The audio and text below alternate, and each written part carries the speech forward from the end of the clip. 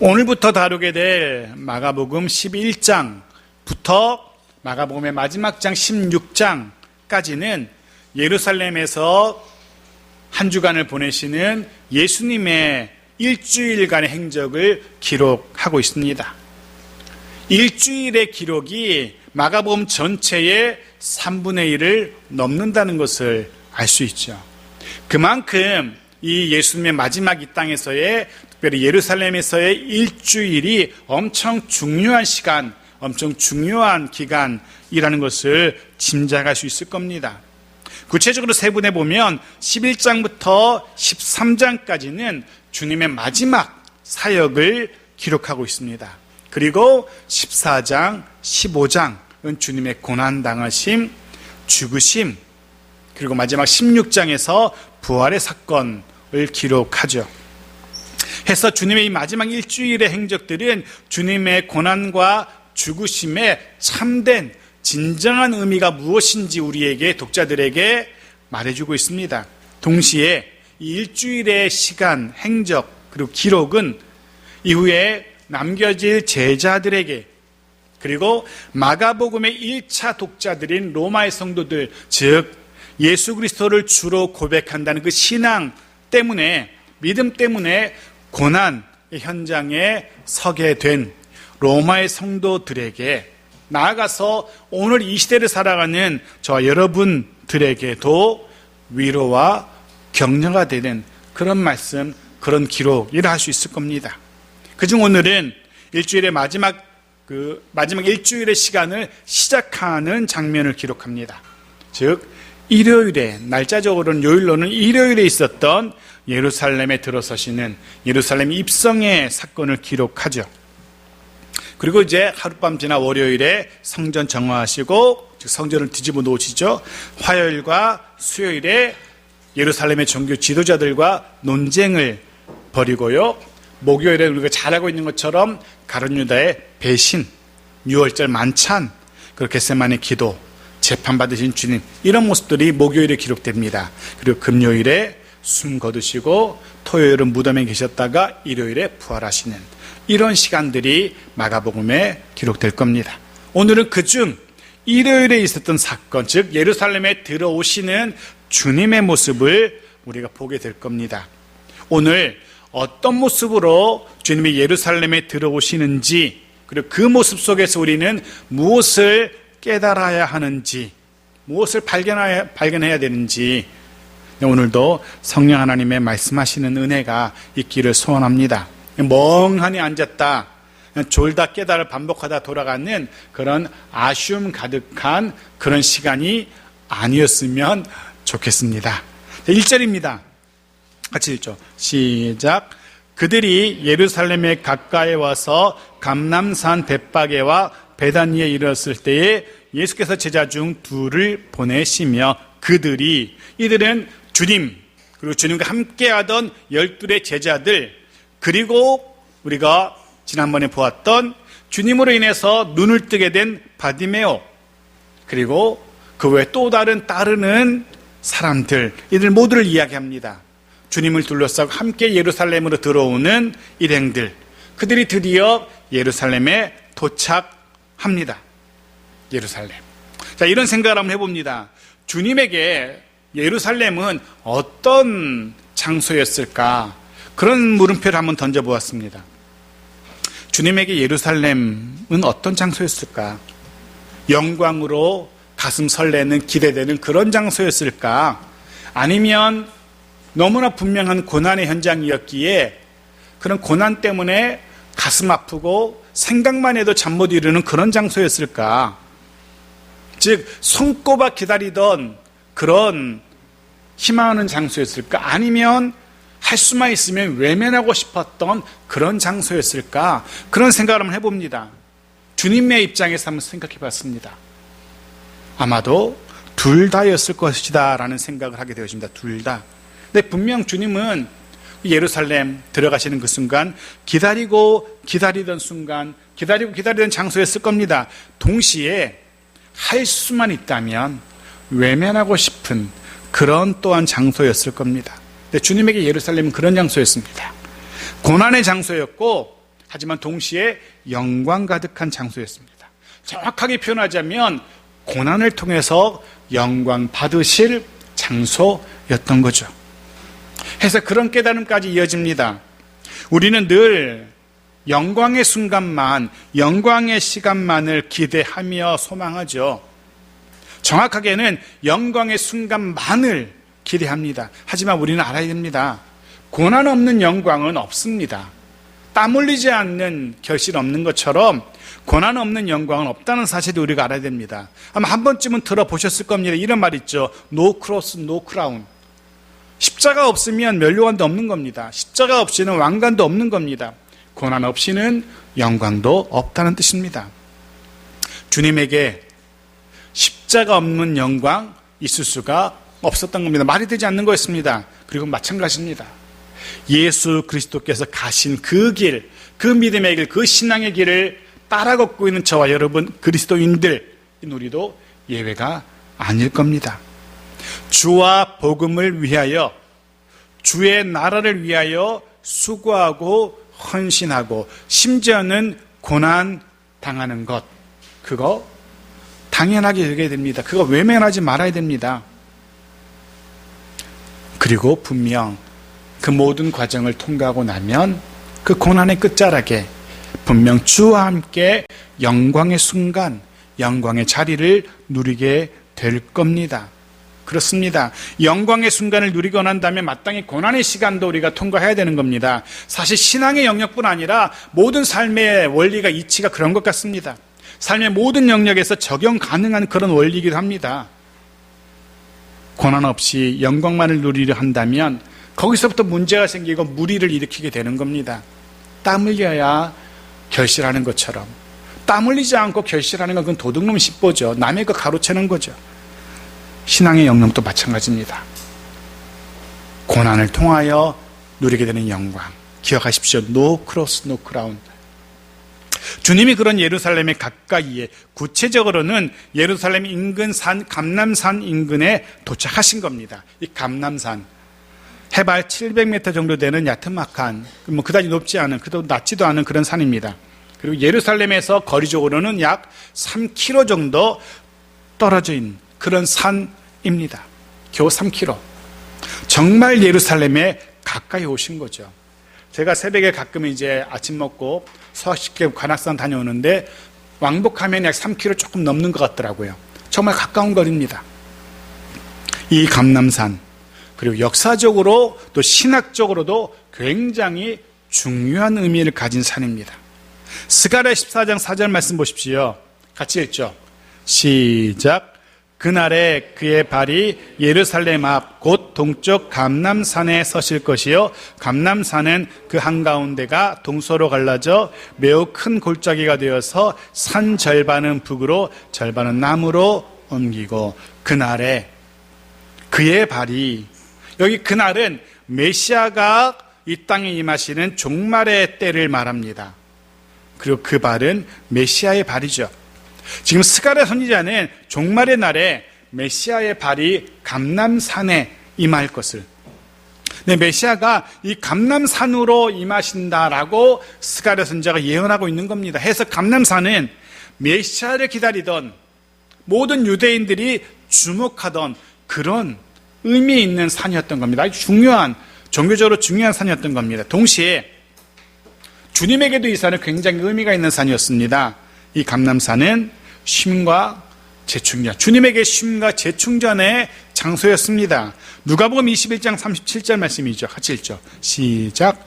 예수께서 낮에는 성전에서 가르치시고 밤에는 나가 감람원이라 하는 산에서 쉬시니, 네, 주님이 쉬시며 재충전하신 마지막 일주일을 넉넉히 감당할 만큼의 쉼과 재충전이 가능했던 그런 산이었습니다.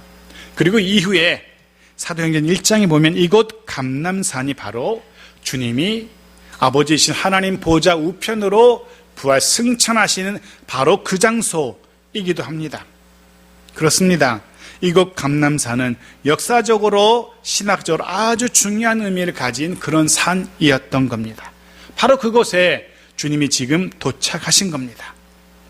모든 백성들이 메시아를 기다리며 주목하던 산, 쉼과 재충전이 가능한 산, 예수 그리스도가 승천하심으로 그가 하나님의 아들이심을 증명해냈던, 예수가 하나님의 아들이심을 확인할 수 있었던 산, 감난산이었습니다.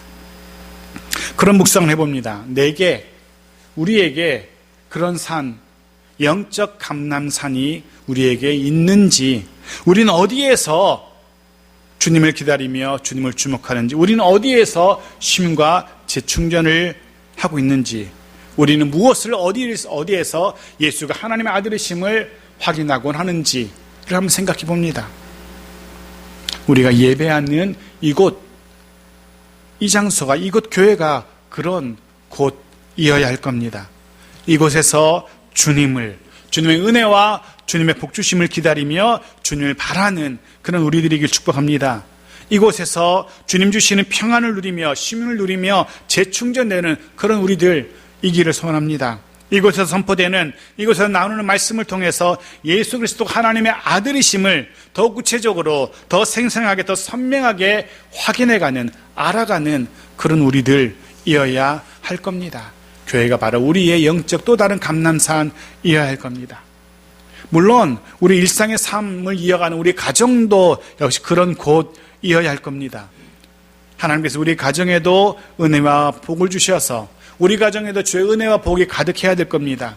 우리 가정도 주님 주시는 평안이 가득해야 될 겁니다. 우리도 우리 가정을 통해서 또 다른 쉼과 또 다른 재충전이 가능해야 될 겁니다. 그곳에서 역사하시는 하나님을 만나고 그곳에서 우리를 다스리시는 예수 그리스도를 목격하는 그런 장소 또한 우리의 가정이어야 할 겁니다. 오늘 본문은 주님이 도착하신 곳이 어디였는지 더 정확한 지명도 우리에게 알려주죠. 바로 베다니 인근이었습니다. 아마도 이곳에 베다니에 주님의 숙소가 있었을 겁니다. 주님은 예루살렘 성전에 들어가셔서 하루를 보내시고 밤에는 다시 이곳 베다니로 돌아오셔서 쉬십니다. 감람산에 있었던 베다니, 그곳에 주님은 숙소를 마련하신 겁니다. 바로 이곳에, 이 베다니에 누가 있었냐 하면 주님이 살리셨던 나사로가 있는 곳입니다. 나사로와 그의 누이들이 사는 곳이 이곳 베다니였습니다.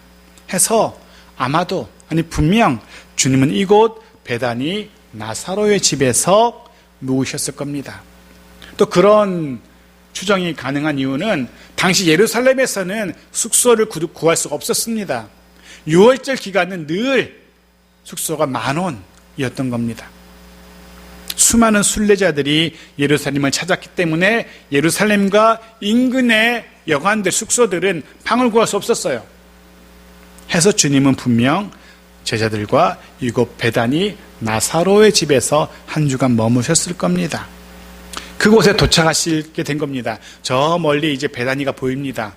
그래서 주님께서 먼저 제자 둘을 부르셔서 그들을 먼저 베다니로 보내십니다.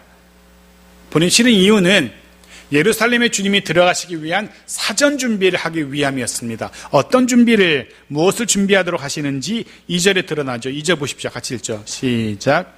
이르시되 너희는 맞은편 마을로 가라. 그리로 들어가면 곧 아직 아무도 타보지 않은 나귀 새끼가 메어 있는 것을 보리니 풀어 끌고 오라.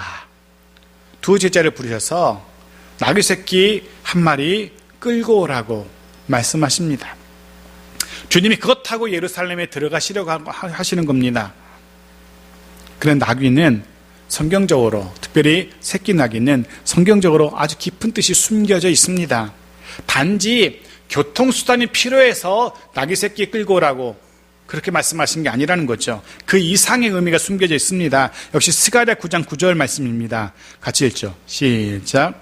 시온에 따라 크게 기뻐할지어다. 예루살렘에 따라 즐거이 부를지어다. 보라, 내 왕이 내게 임하시나니 그는 공의로우시며 구원을 베푸시며 겸손하여서 나귀를 타시나니 나귀의 작은 것 곧 나귀 새끼니라 라고 스가랴 선지자가 예언합니다.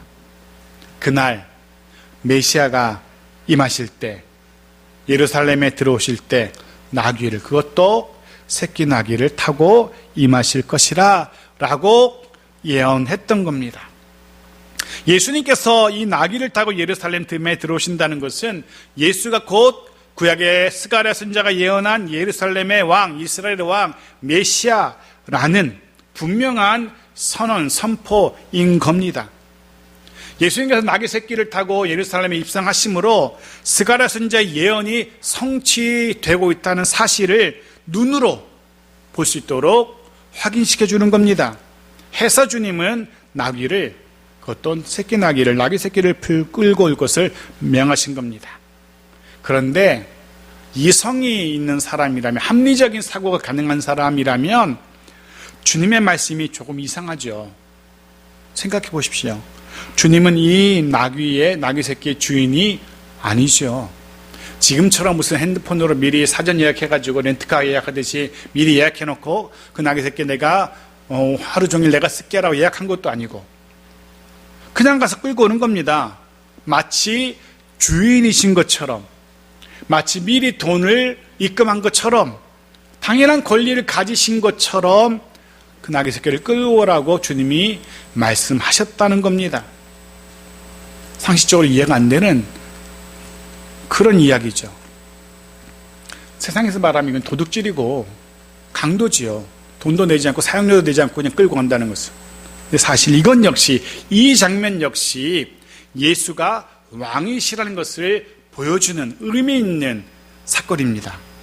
당시 왕은 법으로 보장된 징발권이 있었습니다. 사무엘상 8장 16절 말씀 보십시오. 같이 읽죠. 시작. 그가 또 너희의 노비와 가장 아름다운 소년과 나귀들을 끌어다가 자기 일을 시킬 것이며, 네, 그가 왕을 말합니다. 왕에게는 그럴 권한, 징발권이 있었습니다. 언젠가 제가 잠깐 말씀드린 것 같은데, 제가 미얀마에 사역하신 선교사님과 대화를 소개한 적이 있었습니다. 미얀마에서는 군인들이 이거 내가 쓸래, 뭐 차든 집이든 물건이든 뭐든지 이거 군인들이 쓸래 라고 찜하면 그건 군인의 건이 되는 겁니다. 그들에게는, 그 군부에는 징발권이 있답니다. 해서 지나간 차도 세워가지고 우리가 타고 가려면 말없이 내어놓아야 한다는 겁니다. 비슷한 겁니다. 당시 성경시대의 왕에게는 그럴 권한이 있었던 겁니다. 그리고 예수는 왕이시기에 자신의 것이 아닌 새끼 나귀지만 그것을 풀어서 끌고 오라고 하시는 겁니다.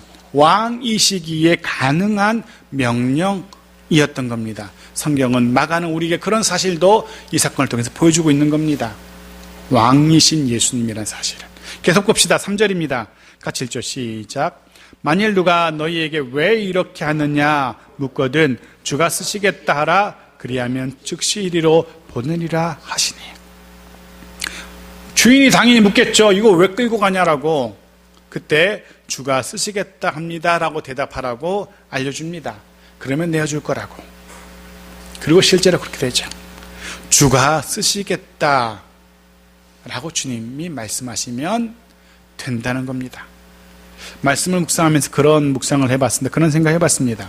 만일에 왕이신 주께서 내게 같은 말씀을 하신다면, 주님이 나에게 너 네가 갖고 있는 그거 내가 좀 써야겠으니까 좀 내놔라 라고 말씀하신다면 과연 내어드릴 수 있을런지 한번 생각해 봤습니다. 무엇은 되고 무엇은 안 될까 한번 생각해 봤습니다. 이것만큼은 아무리 주님이라도 내어줄 수 없어 라는 것과, 이 정도는 그냥 내어드리지 나도 별로 쓸모도 없는 건데 나한테 나도 별로 그냥 있어도 그만 없어도 그만하니까 주지, 이런 것도 있을 수 있을 거예요. 그런 생각 해봤습니다. 사랑하는 성도 여러분, 왕이신 주께서 쓰시겠다, 내어놓으라 말씀하신다면 내 시간, 내 재물, 내 재능, 아니 그것이 무엇이건 내어드릴 수 있는 그런 우리이기를 소원합니다. 주님은 우리의 왕이시기에, 왕이신 주께서 내어놓으라고 달라고 하신다면 너무나 당연하게 내어드릴 수 있는 그런 우리들이어야 할 겁니다. 네, 말씀대로 제자들이 나귀를 끌고 옵니다. 그리고 주님은 그 나귀에 새끼 나귀에 올라타고 스가랴 선지자 예언한 모습 그대로 왕으로 메시아로 예루살렘에 들어가십니다. 8절의 모습을 보십시오. 같이 읽죠. 시작. 많은 사람들은 자기들의 겉옷을, 또 다른 이들은 들에서 벤 나뭇가지를 길에 펴며, 많은 예루살렘 사람들이 자신의 겉옷을, 또 다른 사람들은 나뭇가지를 길에 펴니다. 요한복음 12장은 이 나뭇가지가 종려나무의 가지였음을 알려줍니다. 그래서 우리가 부활절 전주일을 종려주일이라고 부르는 거죠.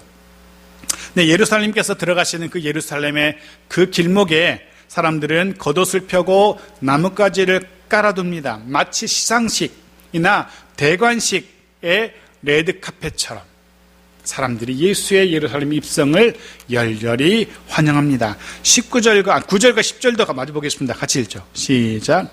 앞에서 가고 뒤에서 따르는 자들이 소리 지르되 호산나 찬송하리로다. 주의 이름으로 오시는 이여 찬송하리로다. 오늘 우리 조상 다윗의 나라여 가장 높은 곳에서 호산나 하더라. 네, 예수님을 향한 사람들의 환영의 열기가 점점 고조되는 것을 알 수 있습니다.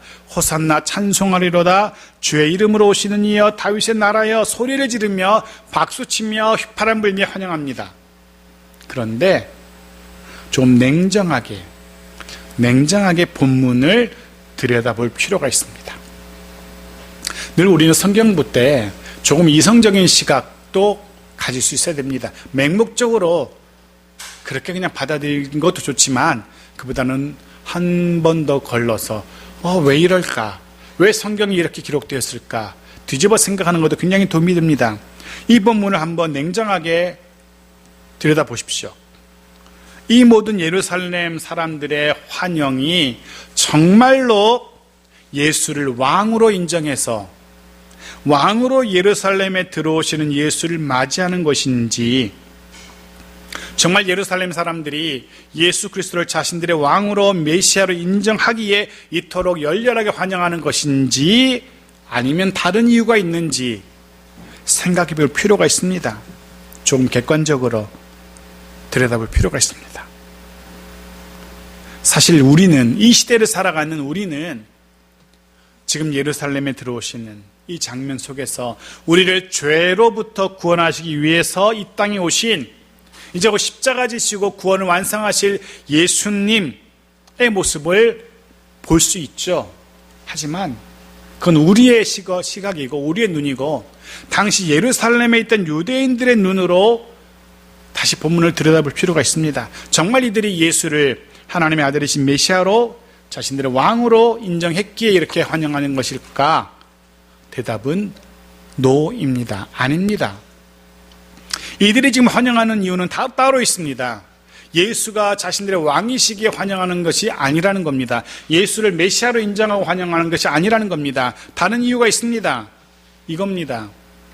예루살렘의 주민들, 유대인들은 지금 6월절 기간을 맞이하여서 6월절에 성전을 찾는, 예루살렘에 들어오는 순례자들을 맞이하고 있는 겁니다. 6월절을 맞아 예루살렘을 찾아온 각지의 순례자들을 환영하는 예루살렘 주민들의 환영인 거죠. 쉽게 생각하면 이겁니다. 요즘도 지역에 수많은 축제들이 있다라고 뉴스에 나오던데, 마치 지역 축제에 찾아온 외지인들을 두 팔 벌려 환영하는 그 지역의 주민들의 모습을 생각하시면 쉬울 겁니다. 곳곳에 그 축제에 찾아온 사람들을 환영하는 현수막을 걸어둡니다. 지역 주민들, 행사 관계자들이 길 옆에 도열해서 그 행사장에 들어오는 외지인들을 환영하고 하죠. 박수치고 환영합니다. 어서 오십시오라고. 바로 그런 모습인 겁니다. 지금 예루살렘 사람들은 6월절을 맞이해서 예루살렘에 들어오는 순례객들을 환영하고 있는 겁니다. 그들이 쓸 돈과 그들이 거기서 보낼 시간들을 기대하면서 환영하고 있는 거죠. 그 기간 동안 예루살렘은 늘 만원이었고 상점은 늘 붐볐고, 말 그대로 그 6월절이 한 주간 동안에 예루살렘의 사람은 일주일의 장사를, 1년치의 장사를 다 하는 겁니다. 일주일 벌어서 1년을 쓸 수 있는 겁니다. 그러니 환영하지 않을 수가 없는 거죠. 열렬하게 환영하는 겁니다. 어서 오십시오라고.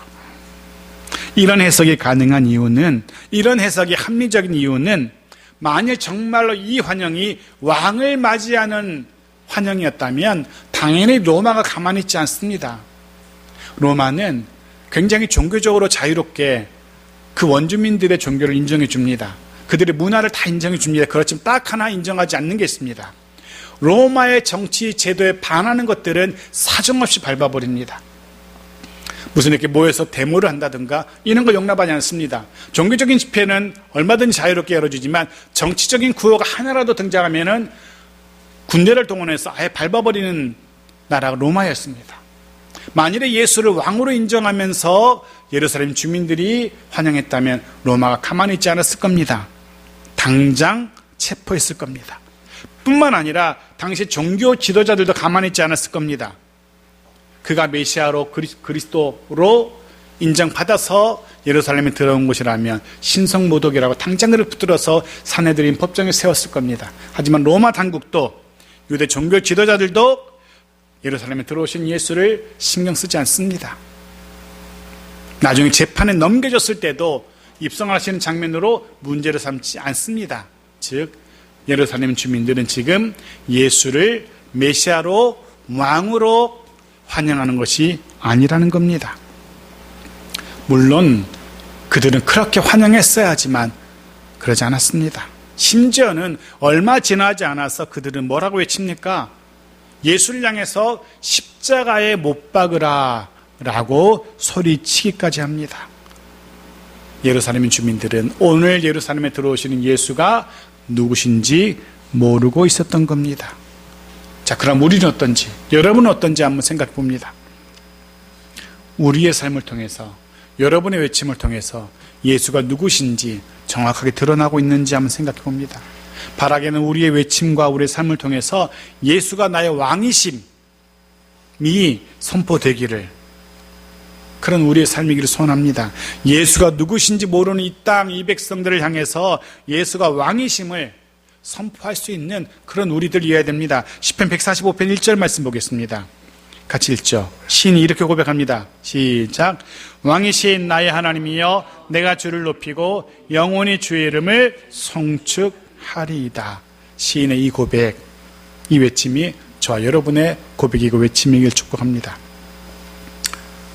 그런 환영, 순례자의 무리를 향한 환영을 받으며 예루살렘에 들어오신 주님이 성전을 쭉 한번 둘러보십니다. 11절 같이 읽죠. 시작. 예수께서 예루살렘에 이르러 성전에 들어가사 모든 것을 둘러보시고 때가 이미 저물매 12 제자를 데리시고 베다니에 나가시니라. 주님께서 성전 곳곳을 둘러보십니다. 하지만 더 이상의 환영은 없습니다. 예루살렘에 들어올 때 그 환영은 이미 끝났습니다. 성전은 아무런 환영을 하고 있지 않습니다. 아니, 아무도 이 주님을, 성전 곳곳을 눈여겨보시는 주님에게 관심을 두지 않습니다. 주목하지 않습니다. 철저하게 주님에게 무관심한 성전, 또 성전에서 생활하는 성전의 당국자들입니다. 철저하게 무관심합니다. 아니, 점점점 적대적으로 변해가죠. 마지막 27절, 28절 읽고 말씀을 마치겠습니다. 같이 읽죠. 시작. 그들이 다시 예루살렘에 들어가니라. 예수께서 성전에서 거니실 때에 대제사장들과 서기관들과 장로들이 나와 이르되 무슨 권위로 이런 일을 하느냐? 누가 이런 일을 할 권위를 주었느냐? 무슨 권위로 여기서 이러냐라고 주님을 윽박지릅니다. 자세한 내용은 다음에 다루겠지만 이들 성전의 당국자들, 대제사장, 서기관, 장로들이 예수에게 적대적이란 것만큼은 분명합니다. 생각해 보십시오. 성전의 주인이신 예수님입니다. 하지만 아무도 관심을 갖지 않습니다. 아무도 주목하지 않습니다. 이것이 당시의 시대 분위기였고 당시의 영적인 수준, 영적인 눈먼 자들이라는 사실을 우리에게 보여줍니다. 물론 이후에 이제 이들에게, 영적 맹이 있는 이들에게, 성전과 성전 당국자들에게 예수가 누구신지를 보여주실 겁니다. 자, 오늘 말씀을 마무리합니다. 정리합니다. 우리는 드디어 예루살렘에 들어오시는 주님의 모습을 보게 됩니다. 그리고 이 모습 속에서 예수 그리스도를 맞이하는 우리의 자세는 어떠해야 하는지 생각해 봅니다. 주님을 위해, 나의 왕이신 주님을 위해서 나는 무엇을 내어드릴 수 있는지 생각해 봅니다. 주님을 위한 왕이신 주님을 위한 우리의 외침은 또한 무엇이어야 되는지 생각해 봅니다. 사랑하는 성도 여러분, 또 한 주간 또 무더운 날이 이어지겠지만 그럼에도 불구하고 또 한 주간 우리의 입술과 우리의 삶의 모습을 통해서 왕이신 예수 그리스도의 왕 되심이 드러나게 되기를 축복합니다. 저 여러분의 삶을 통해서 우리의 가정과 우리 일터 속에서 왕이신 주님을 위해서, 그의 나라와 그의 복음을 위해서 애쓰고 수고하는 저 여러분들이기를 소원합니다. 그분 왕이신 주님을 높이기 위해서 기꺼이 내 모든 것들을, 내 시간과 내 재능과 내 재물을 기꺼이 드릴 수 있는 그런 믿음으로, 그런 결단으로 살아가는 한 주간의 복되고 은혜 가득한 저 여러분의 삶이기를 주의 이름으로 축복합니다. 아멘.